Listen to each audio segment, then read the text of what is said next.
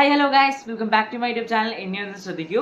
അപ്പോൾ ഇന്ന് ജൂലൈ 6, 2025 ഒരു പ്രത്യേകതയുണ്ട്. എന്താണെന്നല്ലേ, ദേവശയനി ഏകാദശിയാണ് ഇന്ന്. ആ വാക്ക് തന്നെ ഉണ്ട്, ദേവൻ ശയിക്കാൻ പോകുന്ന ഏകാദശിയാണ്.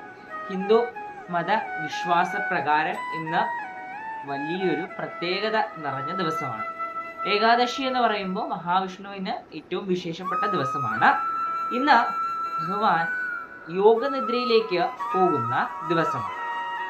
യോഗനിദ്ര എന്ന് പറയുന്നത് ഭഗവാന്റെ ധ്യാനത്തെയാണ് നമ്മൾ യോഗനിദ്ര എന്ന് പറയുന്നത്. ഭഗവാൻ പാൽക്കടലിൽ അനന്തന്റെ പുറത്താണ് ശയിക്കുന്നത്.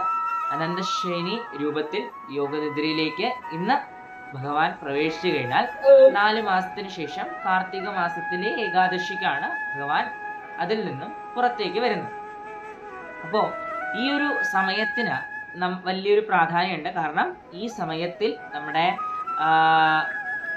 ഈ നാമജപവും ഉപാസനകളും മാത്രമായിരിക്കണം. അതിനപ്പുറം നമ്മുടെ മംഗളകർമ്മങ്ങൾക്കൊന്നും നല്ല ദിവസങ്ങളല്ല. അതുകൊണ്ട് ഈ ഒരു സമയത്തിനിടയ്ക്ക് നമ്മൾ ഭഗവാനെ നല്ല രീതിയിൽ പ്രാർത്ഥിച്ച് ഭഗവാൻ അനുഗ്രഹം മേടിക്കാനായി ശ്രദ്ധിക്കുക. അതുപോലെ ഇന്ന് ഭഗവാൻ മഹാവിഷ്ണുവിൻ്റെ അമ്പലത്തിലേക്ക് പോയി ഭഗവാനെ തൊഴാനും പ്രത്യേകം ശ്രദ്ധിക്കണം. അപ്പോൾ എല്ലാവർക്കും അനുഗ്രഹം ലഭിക്കട്ടെ എന്ന് പ്രാർത്ഥിച്ചുകൊണ്ട് നമസ്തേ.